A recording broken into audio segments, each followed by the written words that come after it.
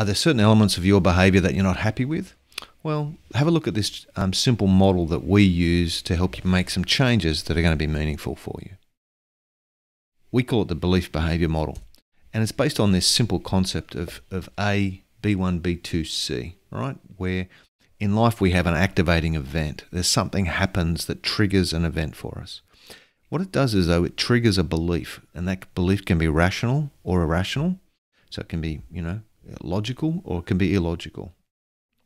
That belief then drives a behaviour, and that behaviour gives us an outcome or a consequence.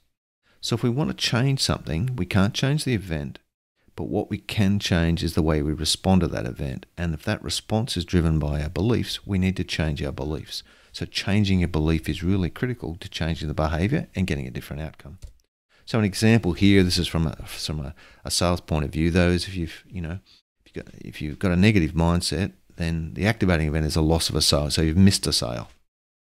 Your belief could be, I'm a lousy salesperson, which then drives the behaviour of avoiding future sales calls because you don't want to be a lousy salesperson. But the outcome for that is then low sales, right? The consequence or the outcome is low sales. The alternative could happen in terms you could have missed the sale. If your belief is that's all part of the process, then your behaviour could be you need to ramp up sales activity in order to compensate for that, and you get more sales. So you can see how changing the belief can give you a different behaviour for a different outcome to exactly the same trigger or activating event. So what I'd like you to do is just press pause now and just stop for a second and think through these questions. So think about an event that you don't respond well to, that you haven't responded well to. What are your beliefs that run through your mind? What behaviours do they encourage? What is the consequence? What are the outcomes of this behaviour? And then what belief do you need to replace? And think about that. Okay, so just press pause, work through that exercise, and when you come back, we'll push on. Okay, welcome back. So once we've decided the belief you want to replace, one of the best ways to do this is using affirmations. And your affirmations are generally just a simple list of statements that affirm the positive beliefs you aspire to. I'm suggesting you don't have more than 10 statements. Make sure you put them in a format that allows you to add them to all your devices. So you can store them as images or PDFs and stuff on your phone, your tablet, your desktop, your laptop, wherever you want. So you've got them with it wherever you go. I also print them out and stick them in prominent places. So I actually laminate mine and put them in the shower. So I look at them every day.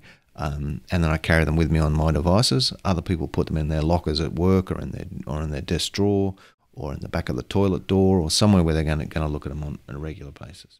And examples of the sort of things I'm talking about: I have a strong and powerful pipeline. I win the majority of my quotes. For me, I am a great husband and father and example to my children.